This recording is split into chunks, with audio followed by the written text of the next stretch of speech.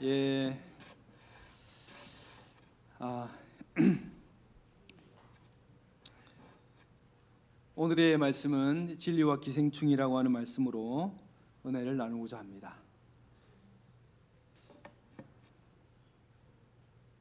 자, 다시 한번 말씀을 한번 읽어보겠습니다. 무화과 나무의 비유를 배우라. 그 가지가 연하여 지고 잎사귀를 내면 여름이 가까운 줄 아나니 이와 같이 너희도 모든 일을 보거든 인자가 가까이 곧 문 앞에 이른 줄 알라. 내가 진실로 너에게 말하노니 이 세대가 지나가기 전에 이 일이 다 일어나리라. 천지는 없어질지언정 내 말은 없어지지 아니하리라. 그러나 그 날과 그때는 아무도 모르나니 하늘의 천사들도 아들도 모르고 오직 아버지만 아시느니라. 어제 제가 여러분에게 사진 한 장을 보여드릴게요. 여기 무슨 사진이 나타날지 사진 한 장을 딱 보여드릴게요. 한번 보시길 바랍니다. 그런데 좀 심신이 미약하신 분들은 안 볼란다 생각하고 눈을 감으시면 되고요. 그래도 이 사진을 보고도 뭐 견딜만 하다 생각하시는 분들은 한번 보시길 바랍니다. 너무 제가 겁을 줬나요? 그렇진 않고 그냥 편안하게 한번 보시면 됩니다. 못 보겠다 싶으면 눈을 감으시면 되고요. 이게 뭡니까?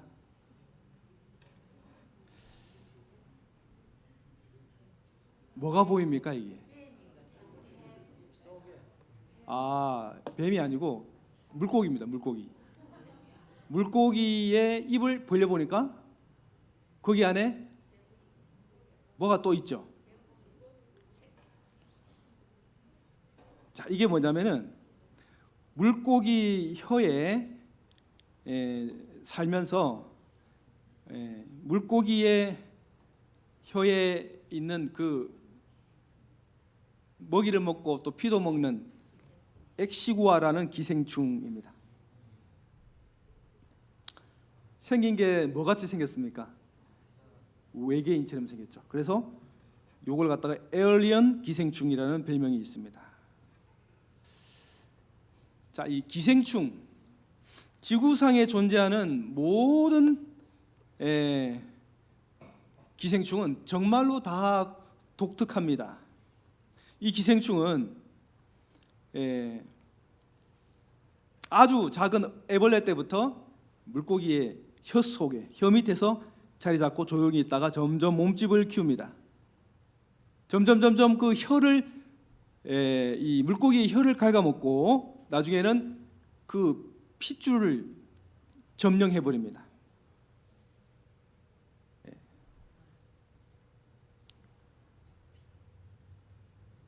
자, 그래서 이 물고기의 혀는 이 기생충이 대신합니다. 보면 참 놀랍기도 하고 징그럽기도 하고 좀 그렇죠. 자, 이 기생충은 물고기가 먹은 음식물의 찌꺼기를 먹으면서 기생하다가 물고기와 함께 죽습니다. 세상에 이런 존재가 있다는 것에 대해서 참 징그럽고 어떤 면은 소름이 끼치죠. 우리가 사는 세상에는요, 기생충이 없는 곳이 없습니다. 다 기생충이 있습니다.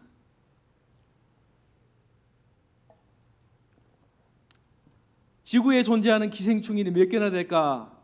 제가 다 세보지 못했어요. 근데 다 몇 개나 될까 조사를 해보니까 한 4,000개가 된다고 합니다. 4,000개가 되는데 그것도 아직 발견되지 않은 게 많아요. 발견된 것만 4,000개예요. 어떤 거는 눈에 사는 것도 있고요. 어떤 거는 코에도 살고 눈에도 삽니다. 자, 이 기생충이 있다고 하는 것은 무엇을 의미하냐면은 생명이 있다는 것입니다. 생명이 있는 곳에는 어디든지 거기에 뭐가 있어요? 기생충이 있어요. 자, 근데 제가 여러분께 드릴 말씀은 이게 다가 아니에요. 제가 좀 징그럽기 때문에 좀 다른 걸 넘어갈게요. 넘어가고요. 자, 이게 뭐냐면은 이걸 영적으로 우리가 해석을 해보면은 더 치명적인 문제는 진리에 붙어 있는, 진리를 갉아먹고 진리를 침몰시켜버리는 거짓 것이 있다는 것입니다.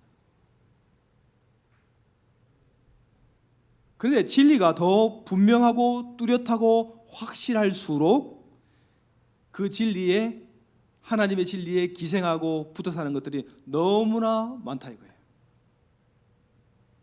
근데 그것들이 너무나 강하고 매력적이라는 것입니다. 자, 여러분, 세상에 많은 가짜들이 있고 같이 붙어가지고 이제 같이 기생하는 것들이 많이 있죠. 예를 들면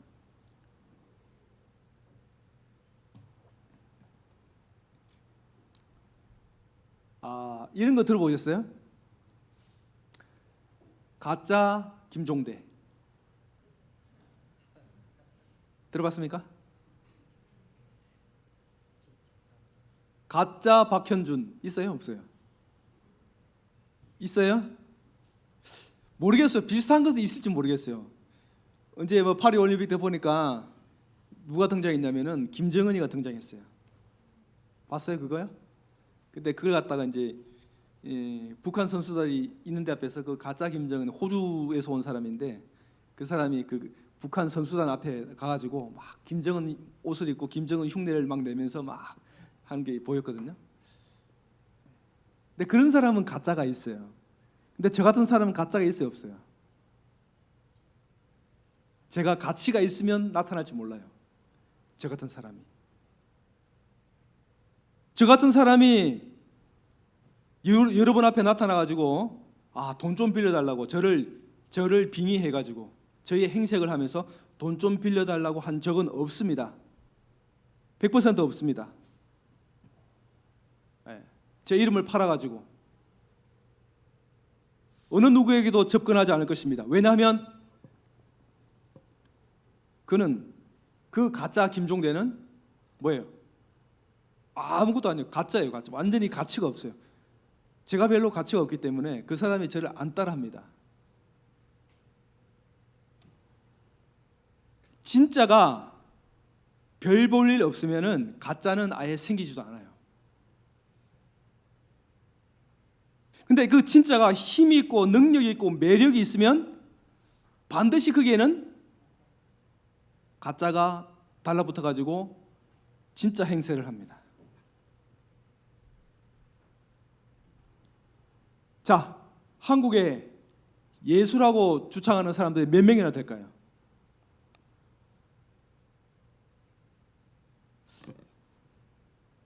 세보진 않았어요. 근데 많을 거예요. 자기가 예수라고 주장하는 사람이 많아요.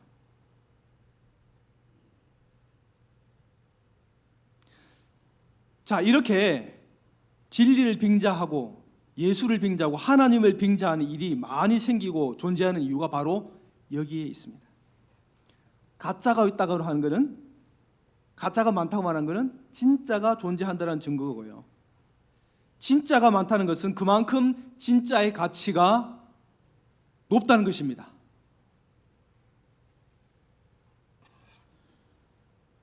여러분, 혹 교회 생활 하시다가 이 사람의 이름을 들어본 적 있을 거예요. 이름이 뭐냐면 홍영선이라는 사람이에요. 들어보셨어요? 뭐 하는 사람입니까? 홍영선? 예, 아시는 분이 계시네요. 이분이 얼마 전이죠. 거의 한 8, 9년 전이죠. 이분이 뭐라고 했냐면은 2018년에 예수님이 재림한다 그랬어요. 그 사람이 시간을 딱 정해놨어요. 2018년 예수님 재림한다. 그러니까 책을 썼어요.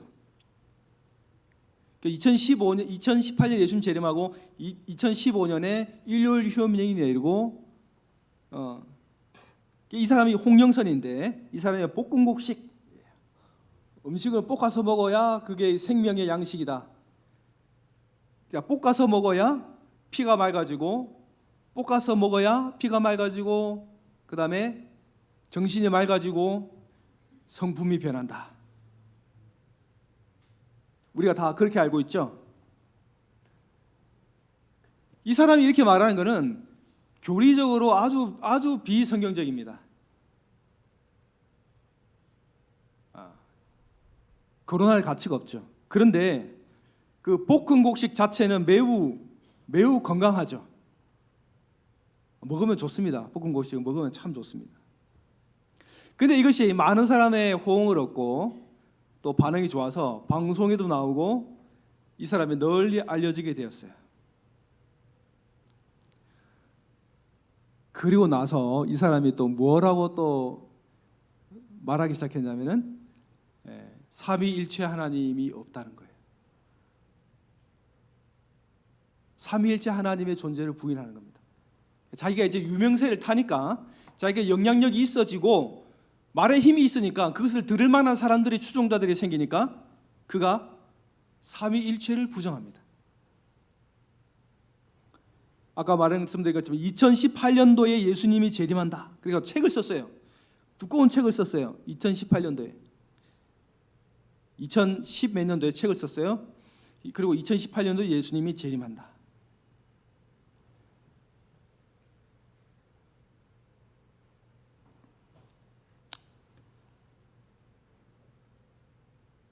그 책의 주장이 뭐냐면은 이 지구의 시간은 6,000년이에요. 6,000년. 아담부터 예수님까지 4,000년이 지나갔어요. 그러면은 예수님부터 2,000년이 되면 예수님 재림한다고 못을 딱 박은 거예요. 왜? 6,000년이니까 4,000년 지나고 예수님 후로부터 2,000년이 남았으니까 딱 서기 2,000년이 되면 딱 예수님이 재림한다고 생각한 거예요. 근데 2000년도에 예수님이 재림해야 되지만은 그 어떤 논리를 내세우냐면은 열처녀의 비유에 예수님이 더더우신다라고는 했기 때문에 2000년부터 2011년 8월까지 그 시간이 신랑이 더디오는 시간이 지속된다고 또 그렇게 주장한 거예요. 그래서 그 더디오는 기간 동안에 큰 외침이 있고 그 외침에 동참하는 자는 구원을 얻는다라고 한 거예요.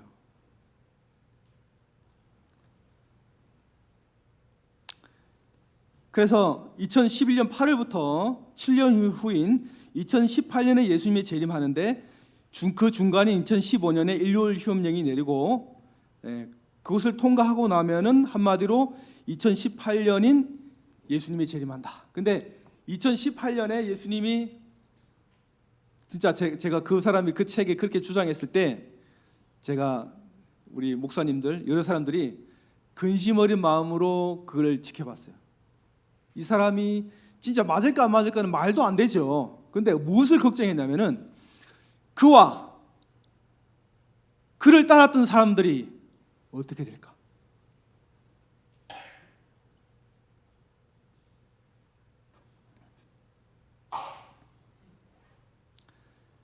여러분 어떻게 되겠습니까? 황당하죠. 2018년도에 예수님이 온다. 터무니도 없는 그 얘기를 듣고 야, 저 사람 저 어쩌려고 저러나.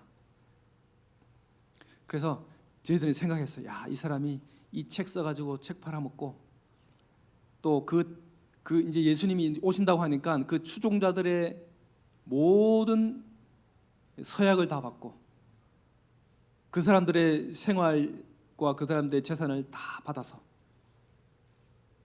그렇게 하지는 않을까?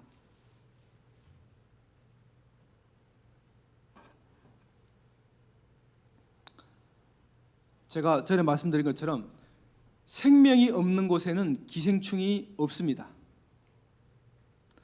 진리가 없는 교회는요, 진리에 기생하는 거짓된 가르침이 없습니다. 생명이 있는 곳이라면 기생충이 자리를 잡죠. 진리가 분명하고 뚜렷할수록 그 진리에 기생하는 거짓 교리와 교활한 가르침이 항상 존재합니다. 그래서 우리가 눈을 크게 뜨고 세심하게 살펴보지 않으면은 그 거짓된 것들이 우리의 믿음 속에, 우리의 신앙의 생활 속에, 우리의 습관 속에 자리 잡게 되면서 그때부터 진리가 무력화됩니다. 진리가 힘을 발휘하지 못합니다. 그래서 우리는 하나님의 말씀으로 그 진리를 바로 세워야 되고 거짓 것들을 바로 잡아야 합니다. 우리 생활에서 굉장히 중요한 일이죠. 자, 그 많은 것 중에 두 가지만 말씀드릴게요. 두 가지가 뭐냐면 첫 번째, 영혼 불멸 사상입니다. 영혼 불멸 사상. 이 화면하고는 상관없습니다. 제가 지금 순서가 헷갈리는데요. 영혼 불멸 사상이에요. 이게 왜 이상한가? 이것은 이 영혼 불멸 사상은 무슨 교리입니까?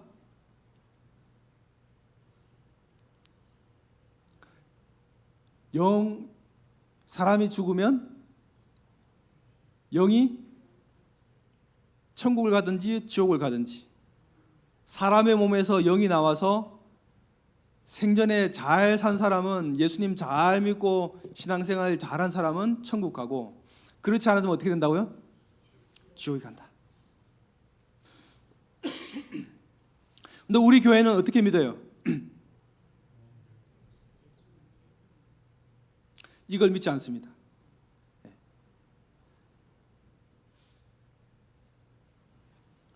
자, 이거 영혼불멸은 재림의 진리를 갉아먹는 대표적인 거짓 교리죠. 만약에 우리가 죽어서요, 우리 영혼이 하늘로 간다, 하늘로 갔다 칩시다, 천국에 가 있다 칩시다. 그러면은 예수님이 오실 필요가 있어요, 없어요?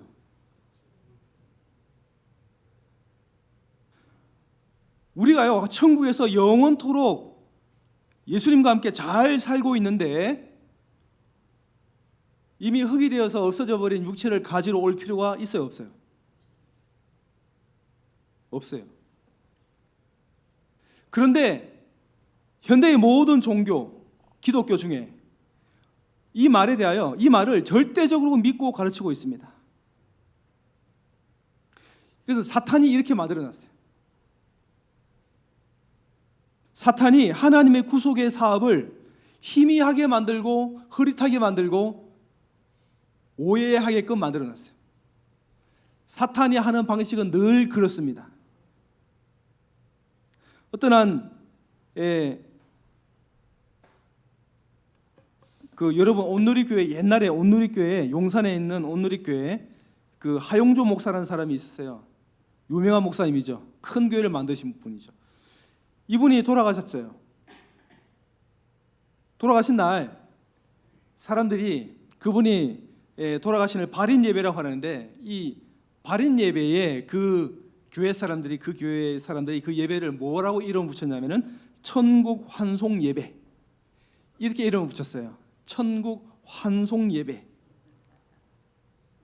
사람이 죽으면 바로 천국 가니까 이제 천국을 갔겠구나 하면서 천국으로 보내드리는 예배라고 하는 거예요. 그래서 우리 참여가에도 그게 있어요. 뭐가 있어요? 천국에서 만나리라.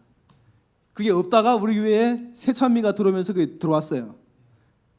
참 좋은 찬미죠. 저희 부친이 돌아가셨을 때 저희 형제 중에 한 명이 일요일 개신교회를 나가는데 그 교회 사람들이 와서 노래를 부르면서 예배를 드리더라고요. 그때 부른 찬미가 깜짝 놀랐어요. 천국에서 만나리라는 노래를 처음 들었어요. 그래서 그분들이 하는 말이 천국 환송 예배라고 하는 거예요. 그래서 천국에서 만나리라, 와, 너무 좋아요. 그럴듯하게 막 불러요. 자, 죽은 사람들이 즉시로 천국에 가면 좋은 일입니까? 그러면 좋겠죠. 더 이상 바랄 게 뭐가 있어요? 그러면 빨리 죽어야 됩니다. 그러니까 누군가 죽으면 아이고 아이고 곡할 일이 아니고 잘 되었다 잘 되었다 축하한다 하면서 꽃다발을 주고 선물을 주면서 축제를 벌일 일이죠.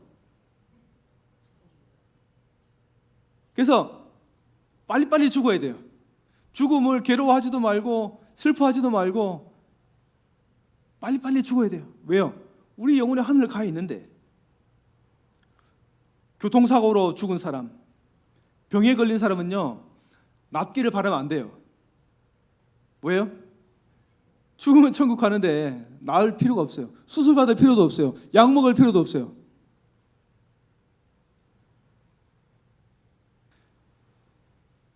그런데 천국 환송 예배를 드리면서 죽기를 좋아하는 사람은 없어요. 저 사람이 천국 갔네 하면서도 나는 가기 싫어요. 천국 가기 싫은 거예요.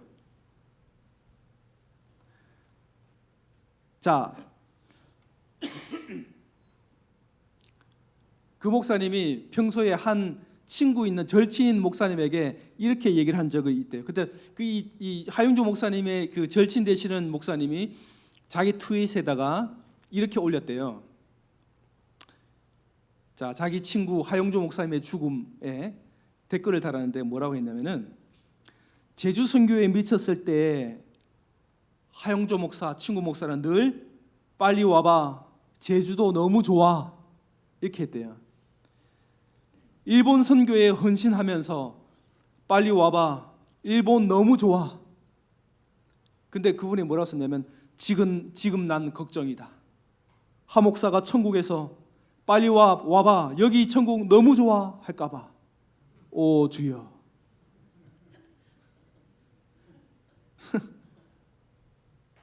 천국 같다면서 천국은 가기 싫은 거예요. 죽으면 바로 천국 가는데 죽기는 싫은 거예요. 너무나 모순돼요. 여러분, 이 영혼 불멸 사상이 사실이라면은 예수님께서 죽음으로부터 부활시킨 이 나사로는 최고로 불행한 사람이에요. 이 세상 역사 가운데 최고로 불행한 사람이에요. 왜요? 그는요 천국 갔다가 지옥 같은 이 세상에 다시 온 사람이에요. 만일 그것이 사실이라면 하나님이요 나사로를 굉장히 불행하게 만드는 거예요. 예수님이. 사람이 죽는 즉시로 영혼이 천국에 간다면 그렇죠. 가 있는데 우리가 다시 부활해요. 할 필요가 없어요. 다시 이 세상에 내려올 필요 없어요. 끔찍하죠. 여러분 천국에 있다가 이 세상에 오고 싶어요? 그럴까요? 천국에 있다가 천국에서 한 일주일 지내다가 이곳에 야 너 이제 천국 이제 집에 가야 돼 하면은 가시겠어요? 안 가시겠어요? 내려올 생각을 안 하겠죠.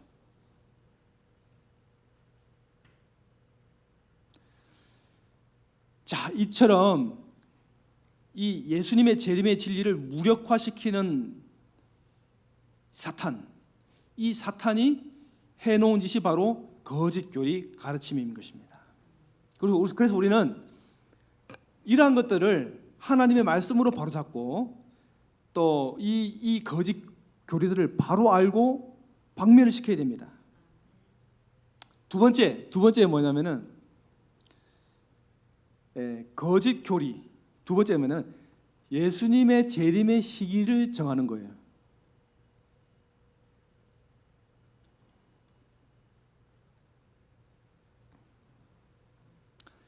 재림의 시기를 정하는 거예요.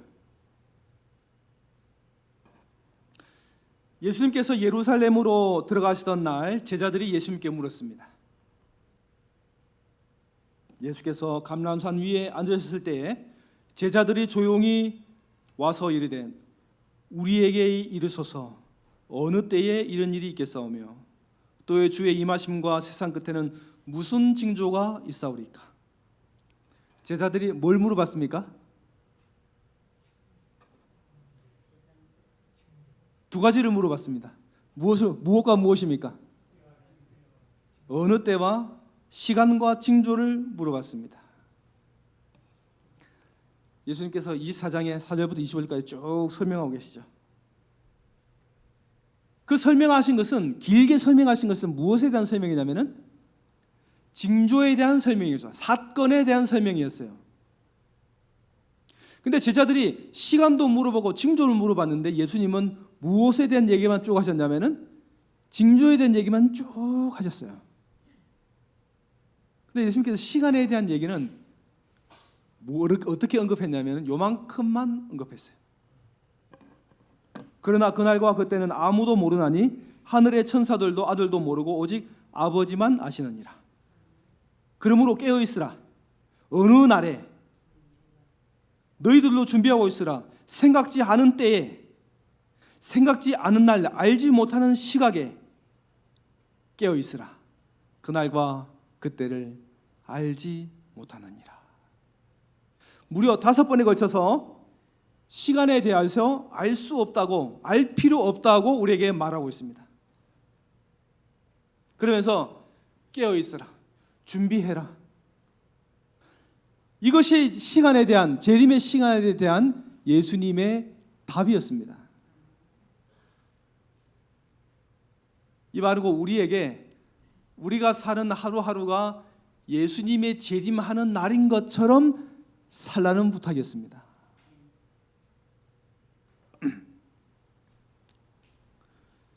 예수님께서 그 일이 있고 난 다음에 예수님께서 십자가에 죽으시고 이제 부활을 하셨습니다. 부활하셔가지고 조금 있으면 하늘로 승천하시죠. 그때 다시 한번 제자들이 묻습니다. 예수님께서 부활하시고 난 다음에 40일 동안 제자들과 함께 있었거든요. 그때 제자들을 잘 준비시킵니다. 그 부활에, 예수님의 부활, 십자가에 죽으심 부활을 확실하게 그들에게 가르칩니다. 그리고 예수님께서 하늘로 승천하실 때가 되었습니다. 그때 마지막으로 나누시는 대화 중에 제자들이 묻습니다. 똑같은 질문을 합니다. 이 제자들이 한번 들었다고 깨달은 게 아니에요. 못 깨달아요. 뭔 말인지 몰라요. 근데 그들이 다시 한번 묻습니다. 사도행전 1장 6절로. 주께서 이스라엘 나라를 회복하심이 이때니까. 예수님이 언제 이 세상을 다시 통치하시겠습니까? 그 시간과 징조를 말해 주세요. 그 옛날과 똑같은 질문을 하고 있어요.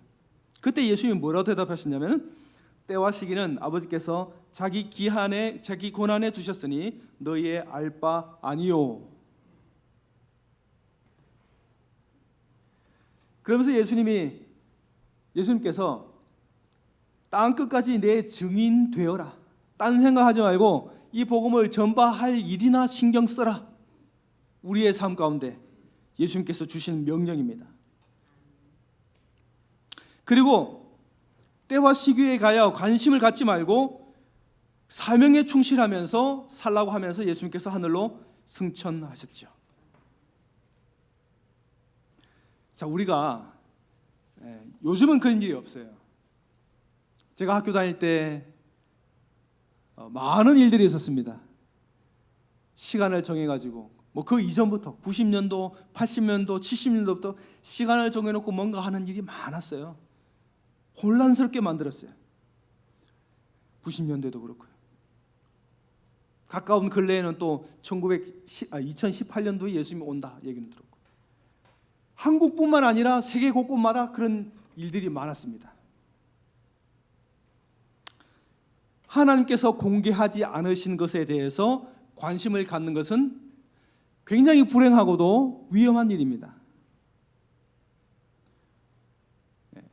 우리 중에는 그런 일이 없겠지만은, 혹 우리가 살다가 누군가가 예수님이 온다고 하는 소식을, 또 그 말을 하는, 그 말을 듣는 순간 여러분은 굉장히 예민해야 합니다. 그때는 굉장히 예민하고 여러분이 경계해야 합니다. 여러분, 언제 또 그런 일이 있을지 몰라요. 지금은요, 다시 그 타이밍이 됐어요. 그 얘기가 나올 타이밍이 됐어요. 시기가 있어요. 이때쯤 나와요. 또 여러분, 코로나가 이제 없다가 이제 있다가 없어졌잖아요. 저는 걱정이 뭐냐면은 이제 곧 생길 것 같아요. 코로나 비슷한 게. 그러면 또 그렇게 돼요. 모든 게 주기가 있어요. 지금은 잠잠하지만 이 또 거짓 교리들이, 가르침들이 생겨나기 시작할 수도 있어요. 어떤 소리요? 예수님이 몇 년 후에 어느 때에 오신다. 여러분, 이것은요, 사탄이 우리에게 만들어 놓은 큰 함정입니다. 재림은 너무나 확실하고 분명한 진리이기 때문에 이와 비슷한 것들을 많이 만들어 놓습니다. 우리가요, 언제 예수님이 오시는 것보다 더 중요한 것은 뭐예요? 우리가 어떠한 재림을 맞이하느냐입니다. 우리가 어떻게 예수님을 맞이하느냐입니다.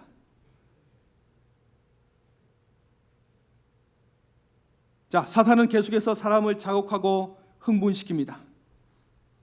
날짜와 시간에 관심을 갖게 만듭니다. 그리고 거짓 것을 만들어냅니다. 사탄은 이 일에 분명한 목적을 가지고 이런 일을 하고 있습니다. 사람들로 하여금 재림의 확실한 그 이미지, 그 약속과 믿음을 약화시키는 겁니다. 아무리 성경이 재림이라고 말하고 목사가 재림이라고 말하고 교회가 재림이라고 말해도 사람들이 그 재림이라는 말에 무감각하게 만들고 믿지 못하게 만들고 의심하게 만들고 지겹게 만들고,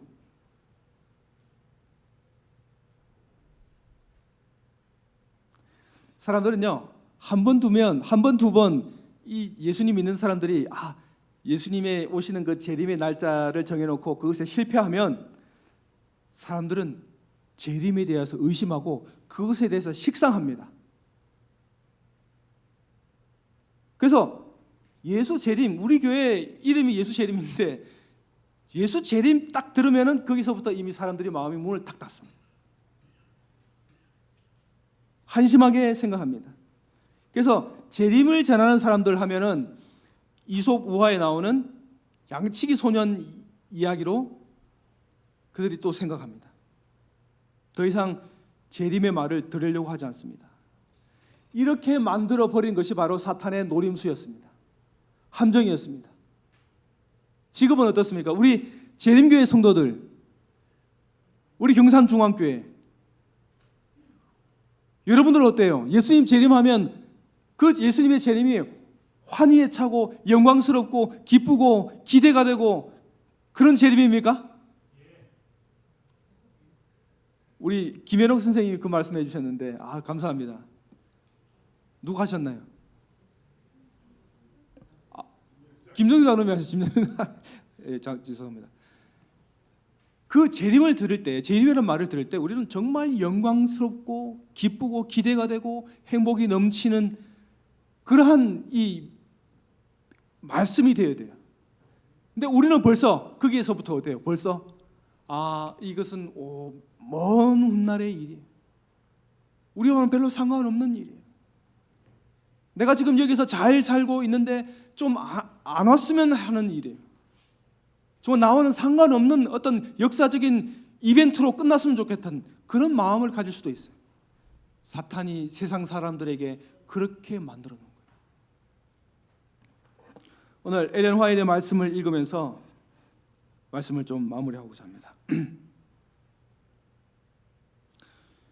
우리는 하나님께서 나타내 보이지 않으신 그날과 그 시에 관하여 쓸데없는 낭설에 정신이 팔려서는 안 된다.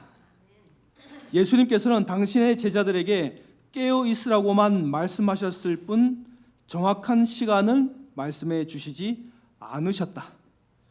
주님의 추종자들은 저희 대장의 명령을 받들기 위하여 기다리고 있는 자들의 위치에 서 있어야 한다.